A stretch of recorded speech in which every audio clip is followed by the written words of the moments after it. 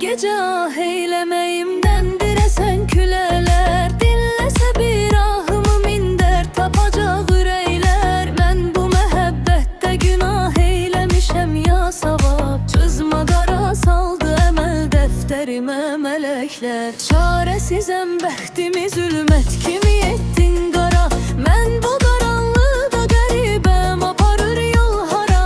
Qəlbinə təsir edəcək söz demədim zərrəcə. Sənsə bacardıqca mənim qəlbimə vurdun yara. Sən nə bilirsən axı sevmək nədir?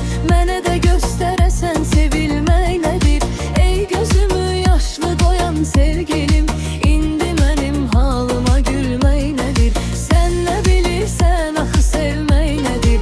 Mənə də göstərəsən sevilmək nədir?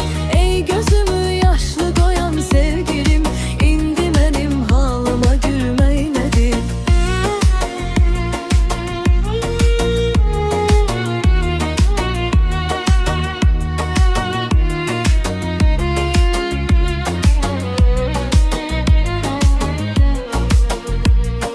Hansı bir aşık bu qədər nalə və əfqan edər? Bir gülün eşqi ilə belə bağrına alqan edər.